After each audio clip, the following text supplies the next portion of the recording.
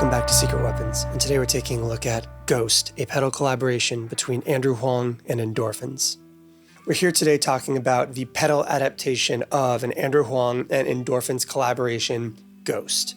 This began as a Eurorack unit and has now been adapted to a pedalboard-friendly format with the addition of some kind of built-in and incredible LFO control schemes. Let's start with what Ghost is at its core.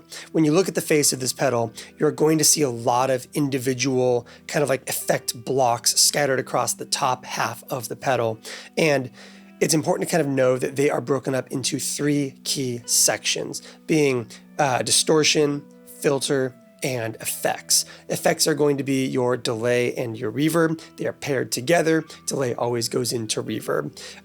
Your filter is going to be that filter control you have, which has three different kind of like filter options: a band pass, a low pass, high pass, and a comb filter. And thirdly, you have your kind of distortion block, which is going to be your bit crusher, your distortion, and your cab sim. And those three meta blocks can be organized in any combination of the three of them as kind of toggled through using one of the arcade buttons in the center of the pedal. And you may be noticing as we kind of like talk through those meta blocks that we didn't touch on that modulation section that you can see on that pedal. And that is because in a multi-effect pedal, that is not actually a modulation system. It is not a chorus, vibrato, tremolo kind of thing. It is in fact an LFO that can be applied in a myriad of ways to every single parameter on this pedal. And that is incredible because the LFO scheme on this pedal is effectively several different wave shapes ranging from sawtooth down, square, sine, random, random square, or an envelope follower that sets the LFO's depth by your playing dynamics, and then to the right of that, a speed control. And that speed can be either MIDI clocked or set via the tap tempo and or just kind of like setting that speed on the pedal itself. And you maybe noticed that we didn't include depth in that quick description right there. And that's because the depth is set on a control by control basis. You hit that modulation button and then you go across any parameter you want across the entire pedal, and you can set depth or inverse depth on every single device parameter everywhere. It's really insane. Things like sawtooth up and sawtooth down available at the exact same time on two different parameters by either turning clockwise or counterclockwise, and then setting how far you want that depth to go from current knob position on the pedal. You also, by the way, have expression control that can be operated in conjunction with the LFO. So you could set kind of like your volume automated with a sine wave to create a tremolo in this pedal, but then also sweep the volume overall, allowing you to kind of like volume modulate a jittering tremolo pedal if that was the kind of thing you were looking for. And this results in a bunch of really bizarre and amazing kind of like sound design options. You can do things like sawtooth up your bit crusher while also sawtooth downing your low pass filter, basically kind of opening up the clarity at low bit crush settings, but then clamping down on those trebly artifacts as it increases and keeping those things kind of in tandem or lined up with each other at all times. You can do things like ramp your distortion alongside that kind of tremolo ramp, allowing the low point to be dirtier and the high point to be cleaner, or vice versa. It is, trust me, as we kind of dig into the sound samples, you will start to kind of like realize what I did as I dug into this pedal, that the options available to you with this LFO system are myriad, they are borderline endless, and they just open up an amazing toolkit that I've never seen before in a guitar pedal. And it's one thing to touch on the fact that this thing can do so many fascinating, cool things as a device, that the feature set and toolkit in this thing are incredibly robust and powerful. But the more important thing is it also just sounds really good. Everything in this thing is digital, and that high audio quality and sample rate makes everything sound pristine and lush. The reverbs are great, but with that kind of hall shimmer, the really, really cool take on reverse reverb. The delays are really nice. The kind of stereo image of the first two sets of left-right patterns are really awesome. And then the third one is a true stereo, taking what you get from ahead of the pedal and applying your delay taps accordingly, which is, again, such a nice touch. This thing has a distortion, a tone control, and a cab sim, allowing you to use it as an all-in-one if that's kind of like your preferences and the way you tend to operate.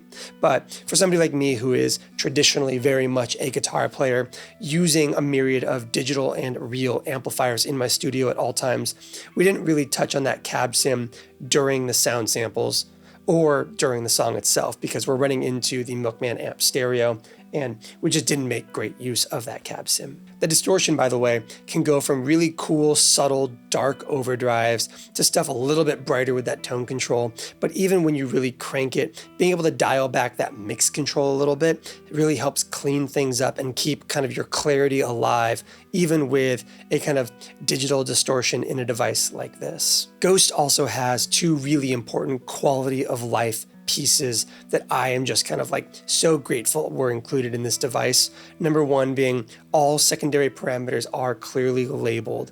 And as an industry, we are just now starting to actually do that. And it's so long overdue for especially with how complicated guitar pedals have gotten.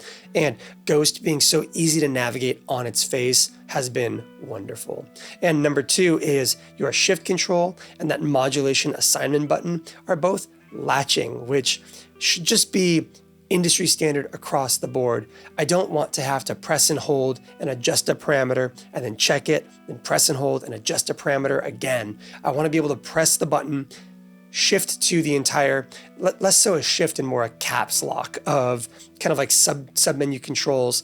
It's nice to be able to just kind of know I'm in that sub-menu control scheme, make any changes I want to make, test along the way, and then hit that shift button again when I'm all finished making my changes. And I just love that that is one of those little nice kind of like UI quality of life touches that was included in this pedal. The MIDI integration is excellent. The preset management in this is excellent. You only have 9 presets on the pedal, but they are easy to get between, they are easy to save to, and this thing just allows for so much kind of momentary and saved exploration that I really love the layout of this thing. So we've been talking for way too long for how much we have to get into with this thing. Let's go ahead and go to our top-down camera and give Ghost a listen. As always, before we get into our sound samples, let's talk through our signal chain and the context we are working in. I am playing my Music Man St. Vincent Goldie into the 29 Pedals EUNA, the Meris Enzo, and the Hologram Microcosm. From there, we go to the Endorphines and Andrew Huang Ghost pedal, and then to our amplifier, which is the Milkman The Amp Stereo. We're going into our DAW, which is Universal Audio's Luna. We are recording into a Neve 1073 emulation and mastering with ATR tape and the SSL G-Bus compressor for kind of volume and consistency and limiting. Our dry tone sounds like this.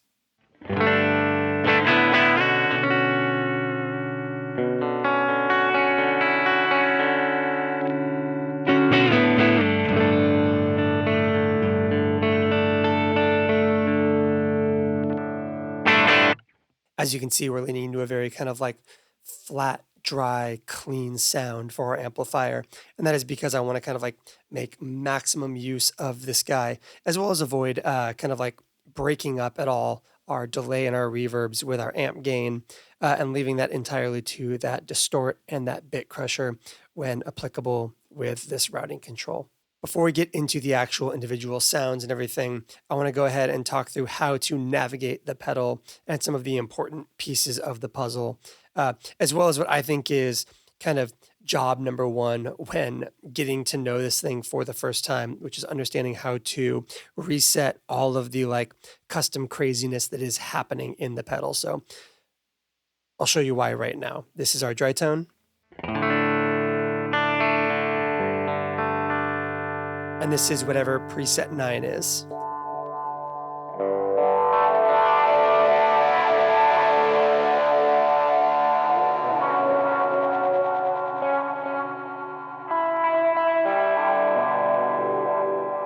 So something super weird is happening there, obviously. There's a bunch of like things being modulated. So let's go ahead, press and hold all 4 of these buttons until the entire pedal resets. And now that preset 9 has been kind of reset to kind of bypass all of the extra craziness.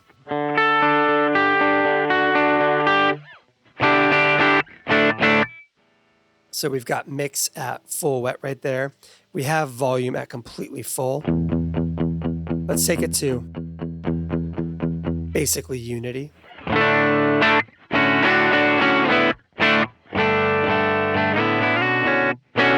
And as you can hear, we are now dealing with a much more normal sound, and you can kind of bring in individual components as denoted by their lights. The other important things to know about navigating this thing is that shift control, like I said, is latching. So you hit that and you can kind of change the resonance of something like that filter. So let's take it to a low pass.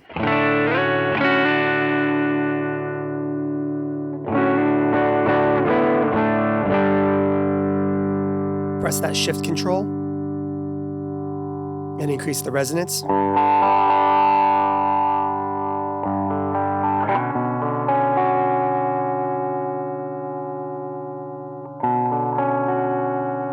And now when you sweep that filter,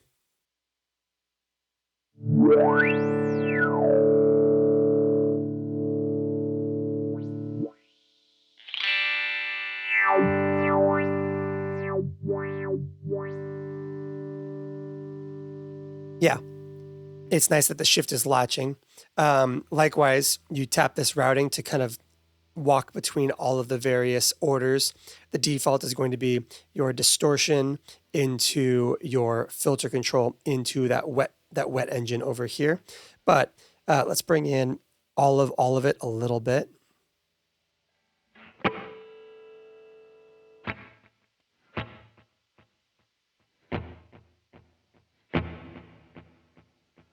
So kind of like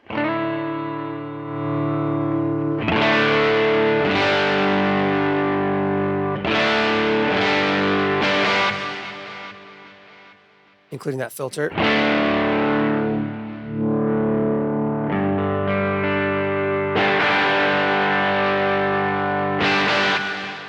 And then the ability to move that, the effects in front of the filter.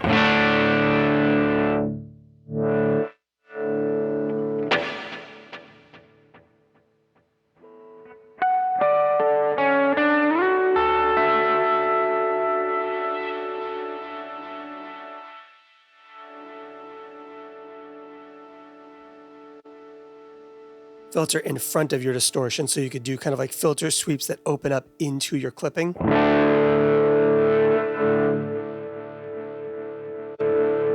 And then some of the more ambitious stuff like filter at the outset, distortion at the end.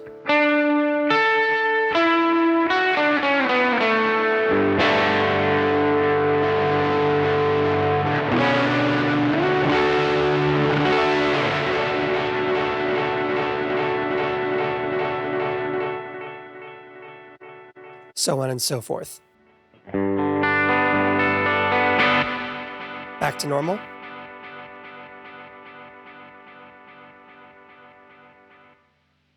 And let's take everything back to kind of basics. And let's start by taking a look at that kind of distortion and tone combination right up front.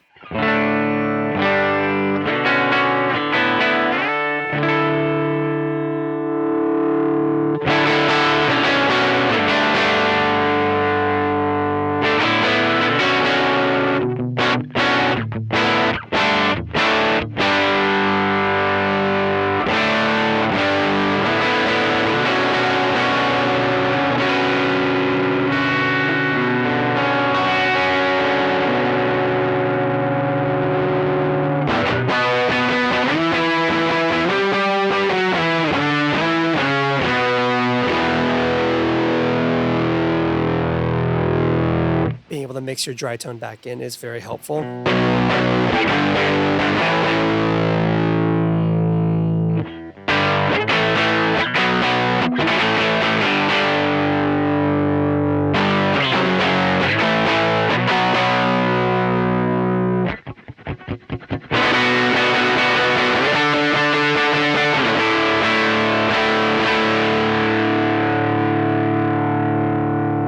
And of course, you have that shift control for that tone. Noon, of course, is going to turn purple, which means it's a flat.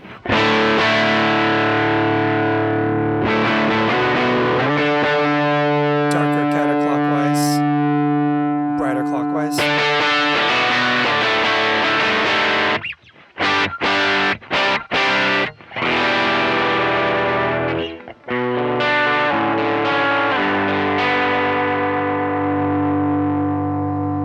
I find that this thing can kind of lean a little bit bassy when you're not careful. And so I like, as a default, to kind of slightly low pass and brighten up that drive control.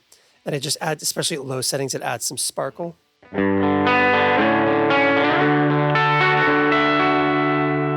Which pairs nicely with the dry tone.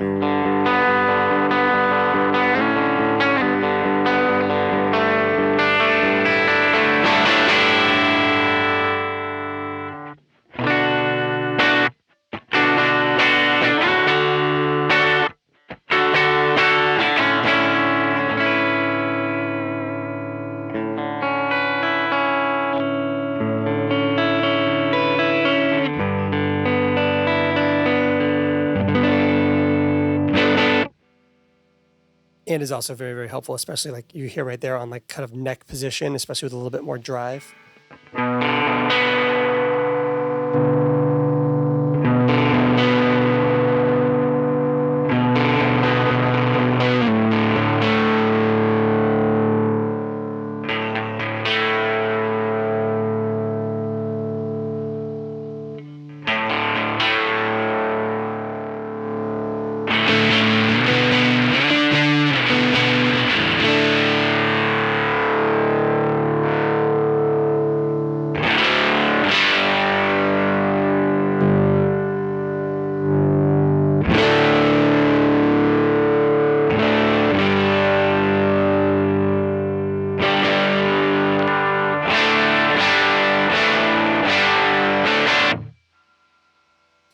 Yeah, it's a cool distortion. Like I said, I think it's better at kind of its lower settings and get a little like irrevocably woolly at some higher sounds, even with that dry tone mixed in. But for some subtle stuff, it's actually pretty killer for, you know, digital distortion.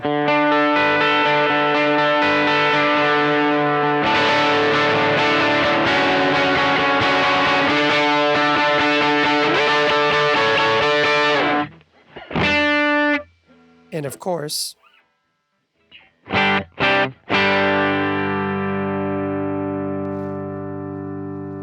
have a bit crusher.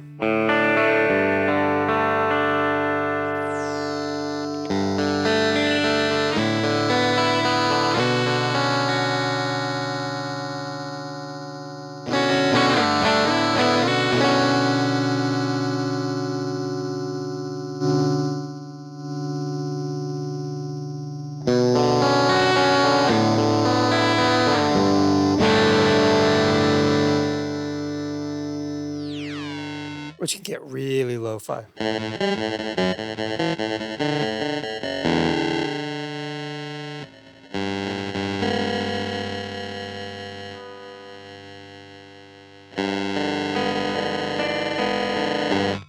It's really ring moddy as you kind of bring that dry tone back in.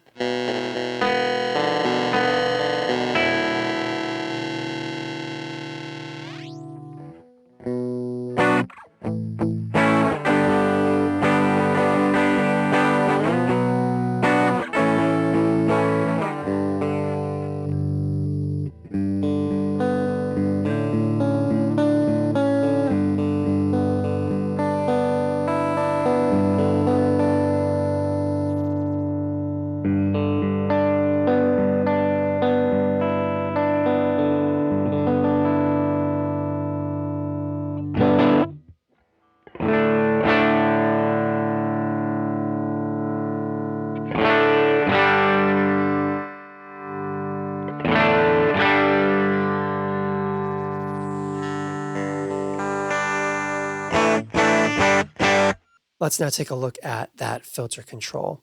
Our filter is, of course, going to default to low pass, high pass.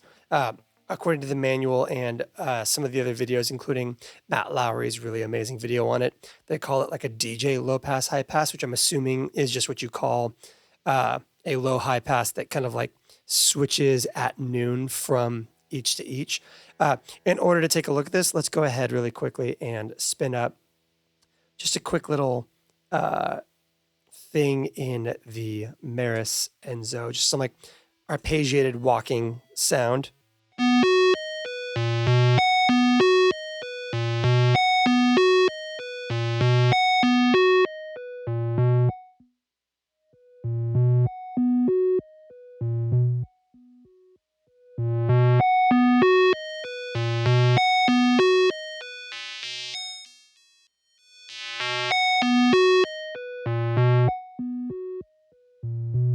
And of course, like we said, we've got that resonance control.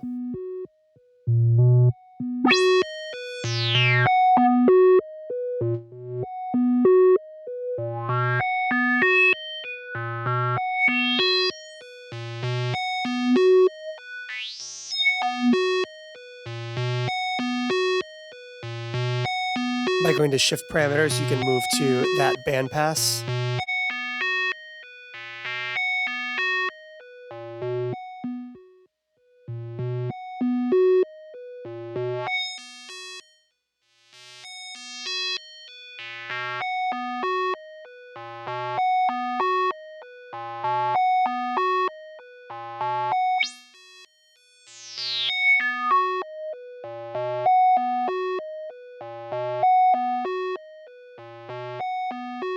Or of course you have this really fascinating comb filter.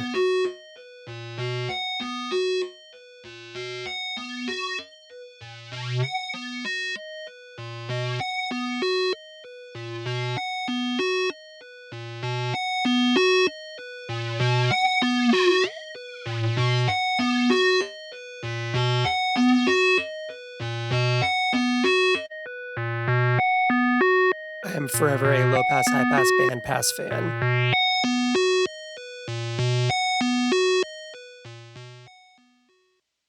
And that is kind of the like short and long of your filter stuff. We will of course come back to that and everything else as we get into this modulation section.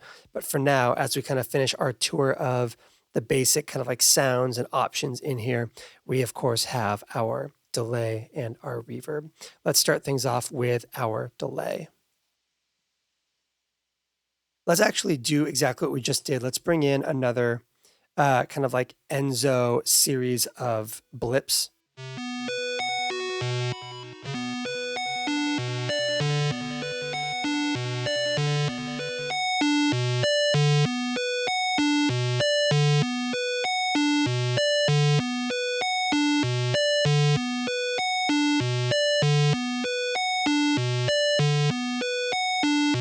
So we have time at 1, which is basically going to be in line with the tap tempo here.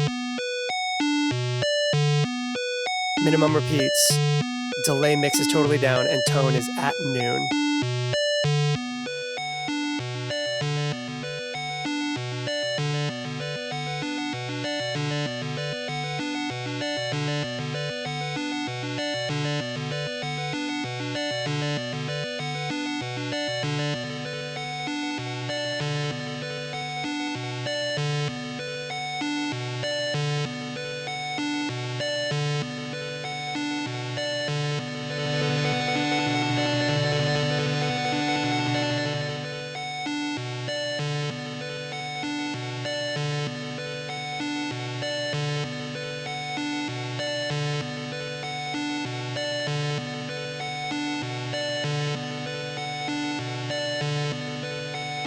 And then the third taps control.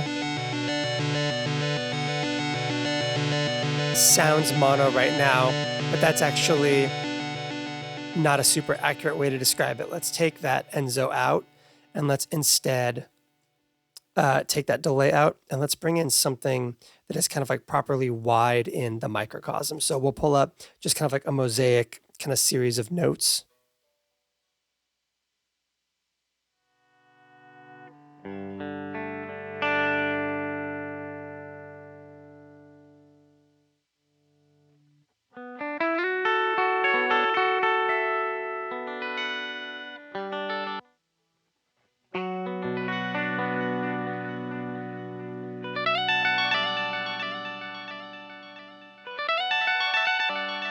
So as you can hear, we're hearing taps kind of around our stereo field now.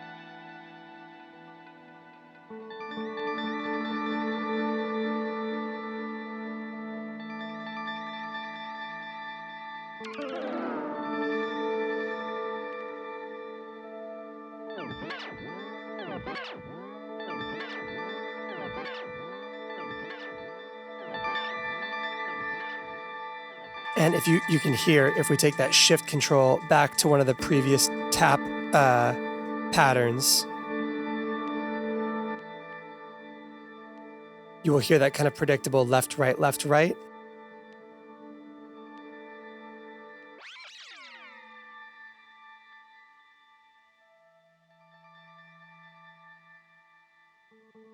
Bypassing that microcosm, you can hear it.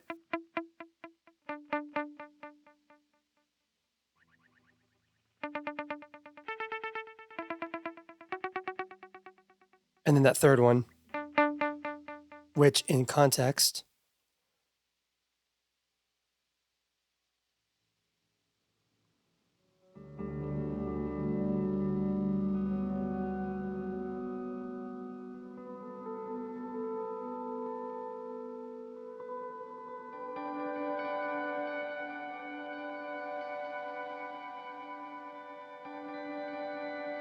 and of course you can darken or brighten those repeats.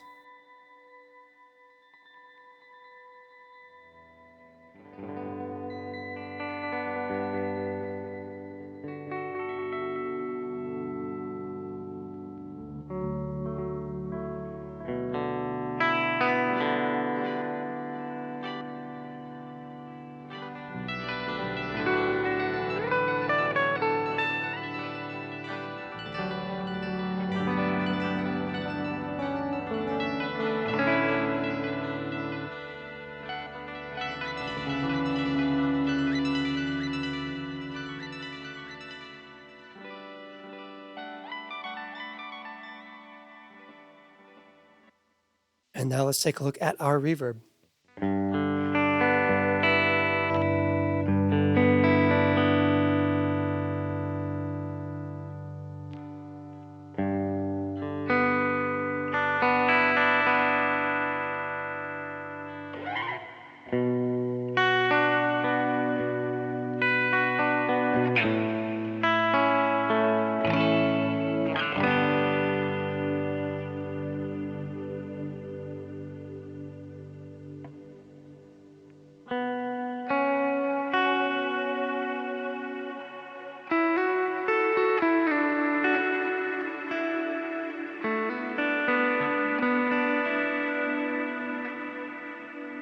With a tone control.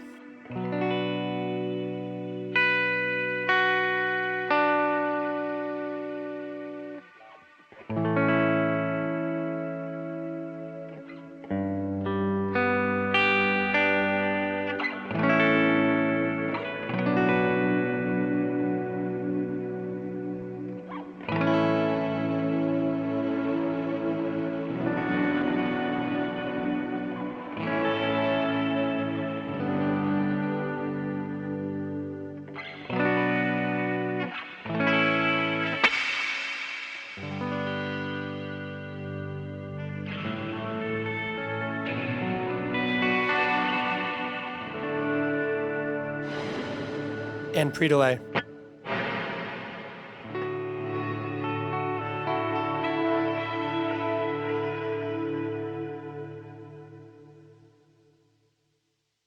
As you can hear, with this reverb control, as you kind of go past noon, you start to introduce pitch shifting in that hall shimmer mode.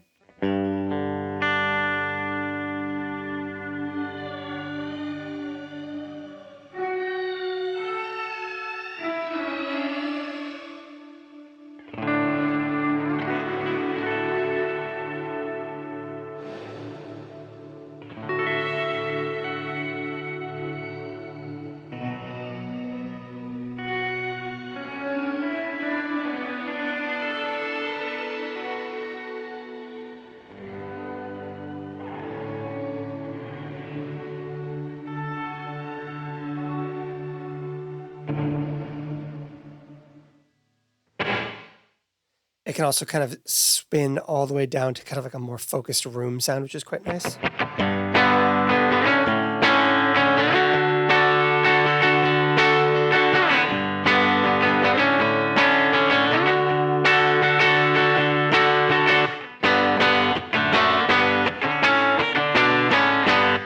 And with that tone control, you can kind of get a little bit more of like a splashy, like tile bathroom sound out of it.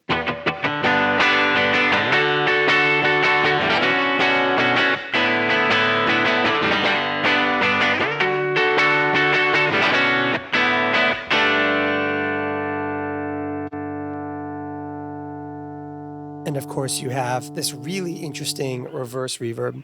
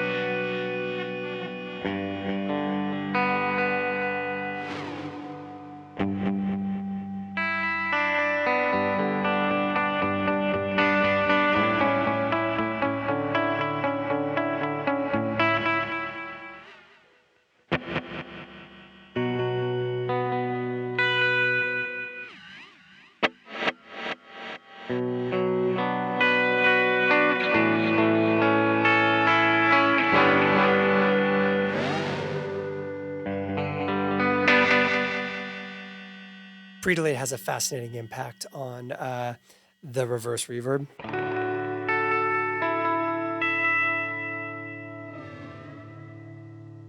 But these two things, this reverse reverb also plays really interesting into that delay as well.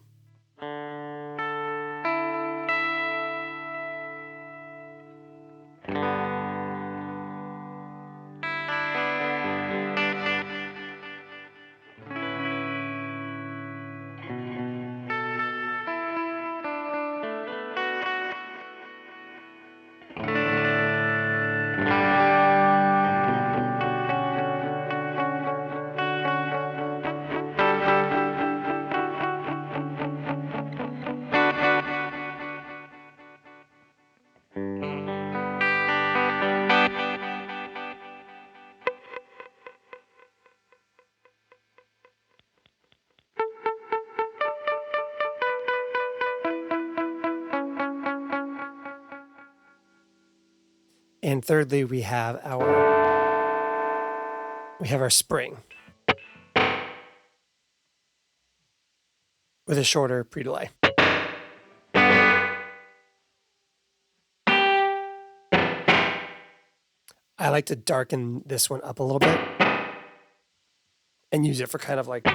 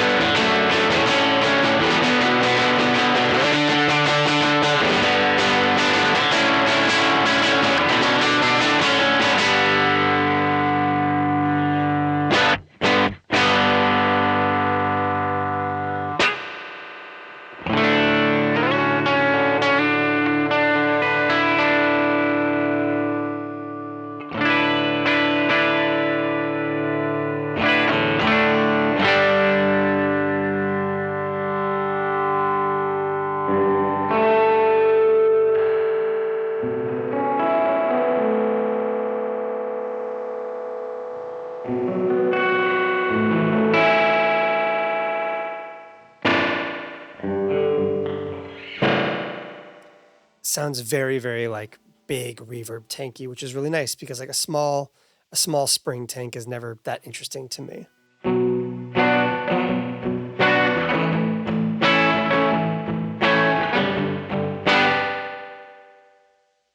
This one's got a lot of pre-delay.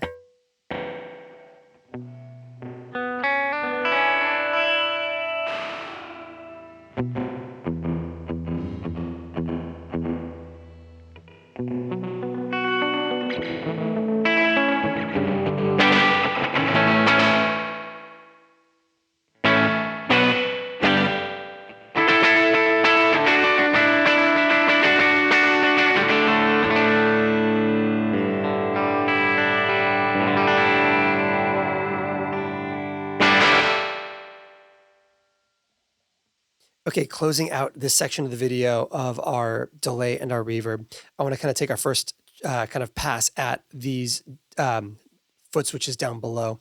This tap assignment right here is by default going to, of course, be your tap tempo, setting the tempo for your delay. But by pressing and holding shift and tapping on this, you can see it blink once to 4 times, indicating different uses for this tap control. 1 blink is going to be your tap tempo. 2 blinks is going to be your kind of like infinite hold looper on this delay control. So basically allowing you to kind of automatically make the buffer completely like infinite.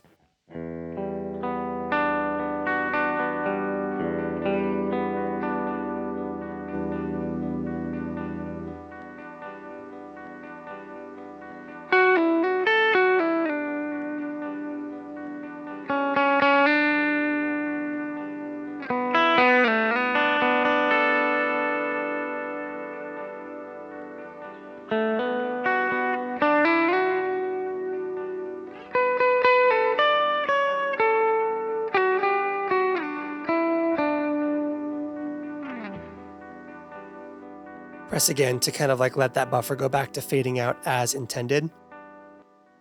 3 blinks is going to be the ability to kind of freeze or modify your 3 reverbs. In the Hall shim, it's going to be a freeze control.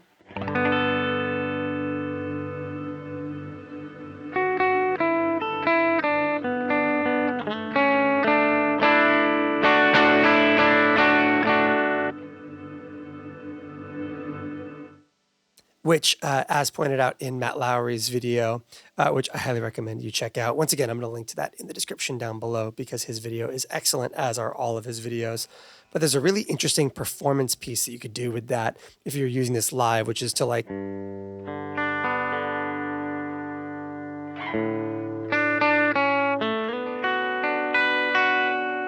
and then randomly grab it.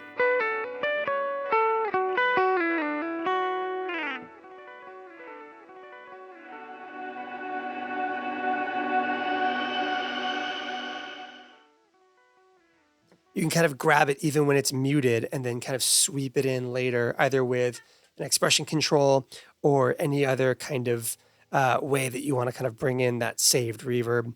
And then in reverse mode, that tap switch is not going to freeze your reverb like it does in that one, but rather it's going to add a shimmer to your reverse.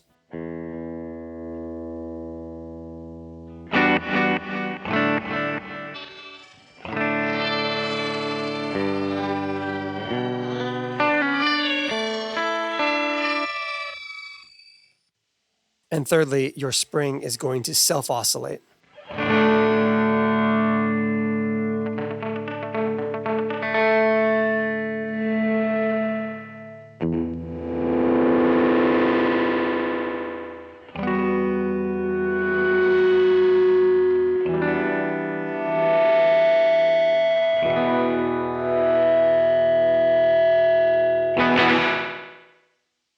Which is pretty rad.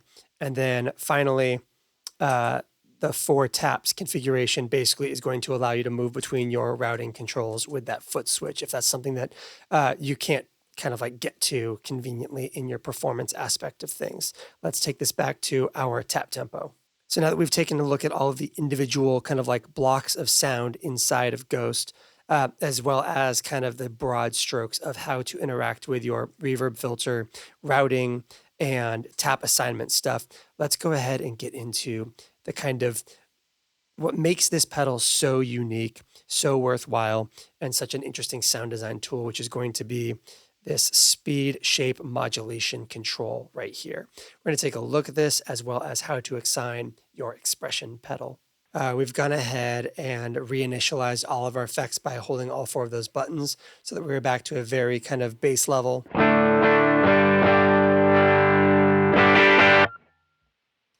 And we're going to do exactly what Andrew and Matt and everybody else has done when talking about this modulation system at the start here, which is we're going to use our filter control in a bandpass format to take a look at this modulation system at the outset.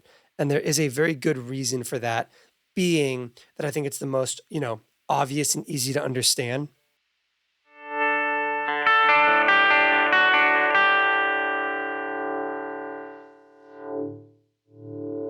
Obviously, that's going to be very, very simple. But rather than use the sine wave as our kind of tutorializing, we're going to use our sawtooth down. And that's for a main kind of key reason, which is I think it explains really well the concept of positive and negative modulation being applied to a parameter, as well as giving us a really kind of clearly defined start and stop point for this thing. So let's talk about how this modulation works. Modulation can be applied to any parameter on the pedal by pressing and holding that modulation control, and then turning it clockwise or counterclockwise to either apply blue positive modulation or red inverse or negative modulation to individual parameters. This can be applied across the board as shown by the brightness of every parameter. You can also hit that shift control to apply modulation to all of your kind of sub parameters as well. You can't apply anything to that. That was just an accidental twist. And if I go through all that, you will now hear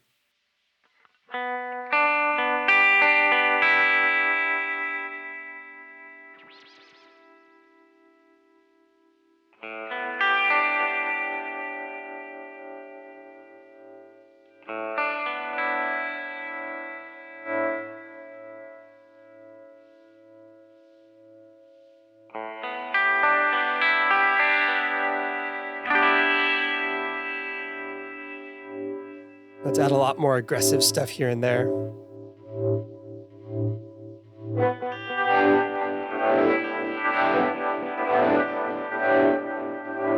So you can hear we're doing all sorts of wild stuff there. Let's reinitialize back to normal and let's take a more focused look. So let's go shift back to our bandpass control. Let's go to this sawtooth and just apply some kind of bass level modulation to our filter control.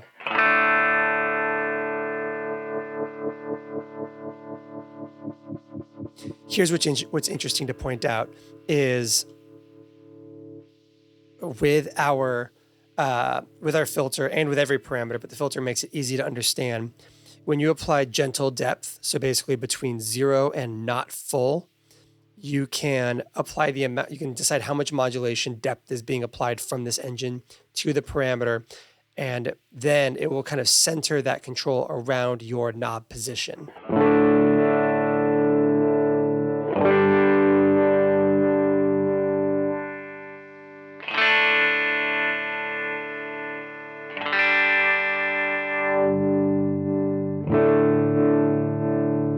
As you can hear, if you max it out, it will minimize minimum to maximum the knob position every time.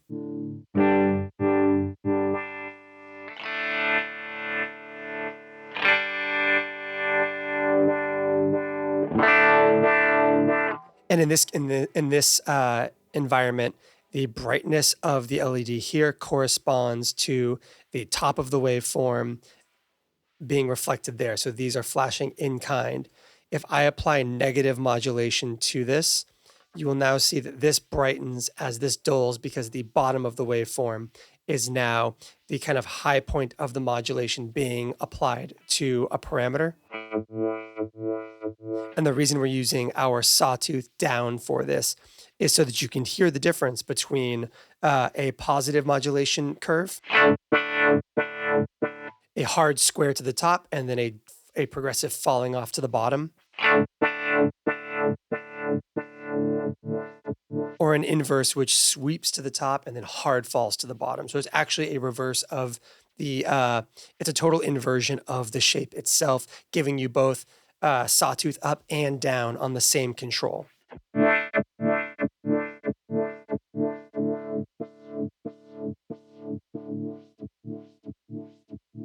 Which is super interesting and very, very useful. But yeah, so we can apply kind of gentle modulation there.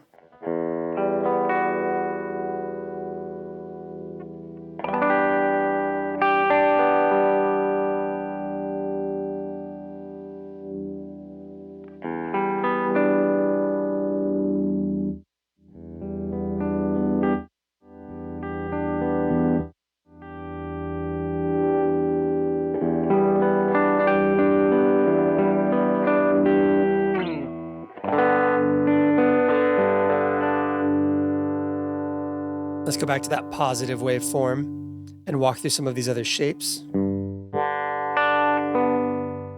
We, of course, have our sine wave.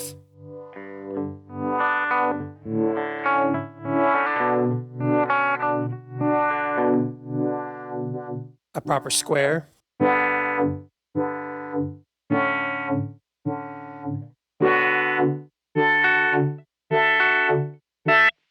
And that, of course, by the way, all this can be MIDI clocked, and this will turn blue when it is in fact clocking.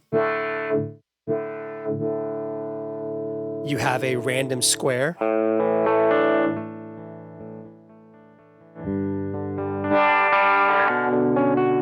And it's worth noting for our square and our sine random LFOs, our kind of like hard shelf and soft shelf random LFOs, the speed is not the severity of change, but the likelihood of a parameter change that is random. So the amount of randomness from step to step is always the same, but the frequency of changes is controlled, or the frequency that a change may happen.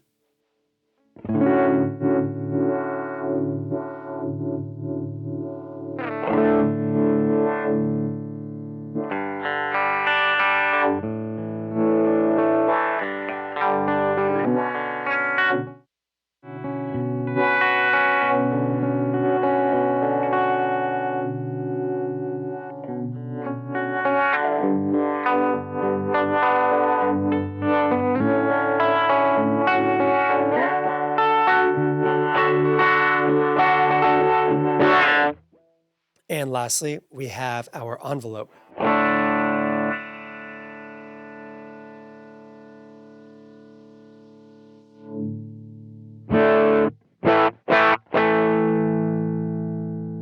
Let's crank that all the way up, really make this a very exaggerated sound.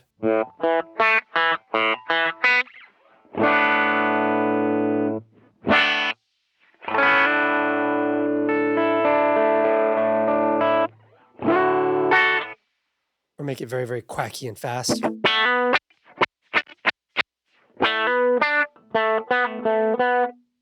Let's actually, you hear that, you'll actually lose it at maximum because that band pass at the very top will also kind of zero out your signal.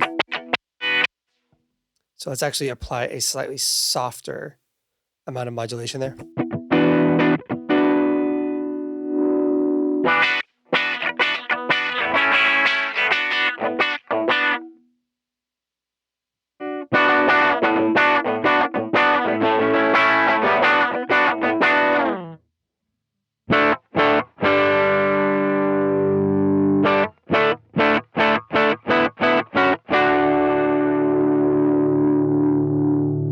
Turn that modulation off, increase the resonance.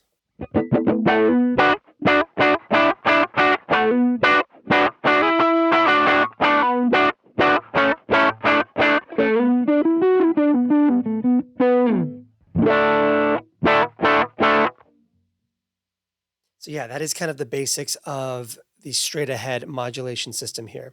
But let's talk about some of the weird things you can do with that. There's some really kind of straightforward stuff like being able to, let's go ahead and get back to that purple setting so that we don't have any modulation being applied to our filter.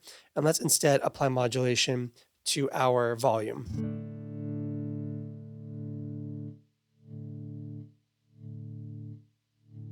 Go back to our high pass, low pass. We're getting all of our frequencies.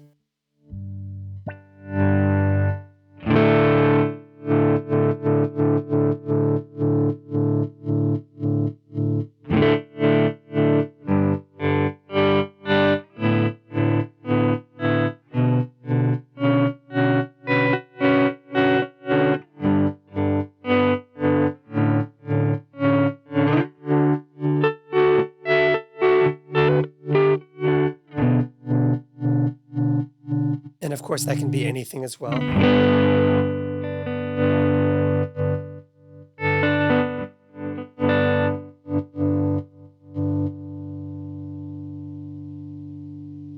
You can also create some really interesting things like set that low pass system for your filter to modulate.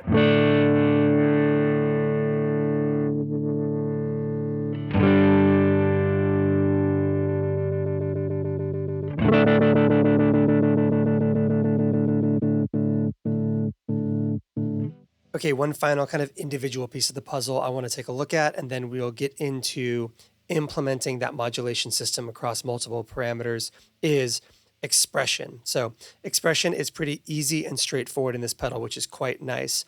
All you have to do is hold shift and press modulation. Modulation will start flashing slowly.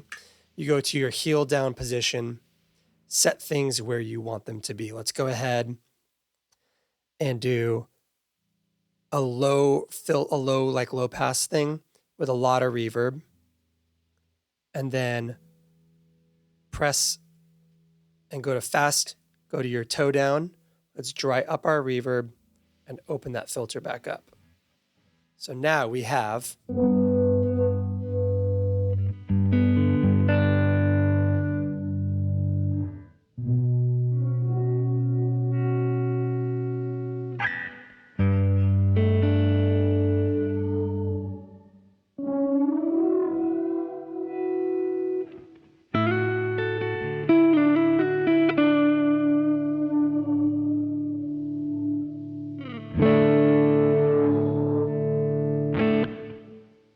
what's really interesting is that can also be applied alongside that modulation. So if we want to kind of like add that sine wave,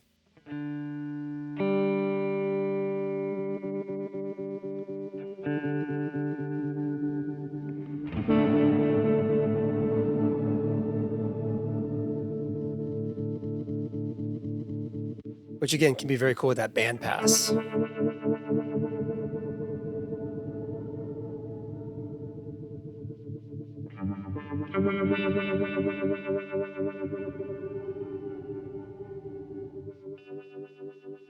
Okay, let's zero that out really quick. And I want to try something that I haven't actually tested before. Let's go ahead and apply modulation to that volume control. So now we have that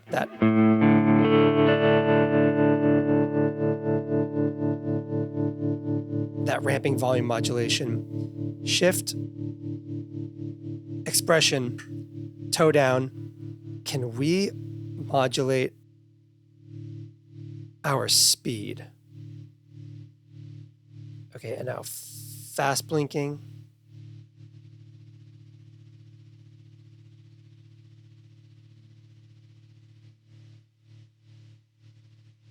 Yes, we can. Okay.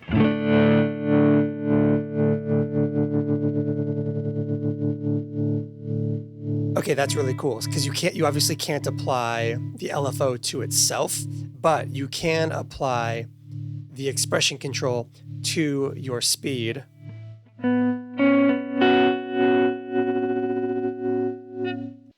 So let's go ahead and wrap things up now that we've kind of looked through everything by walking through a few of the presets that I have kind of put together in this thing.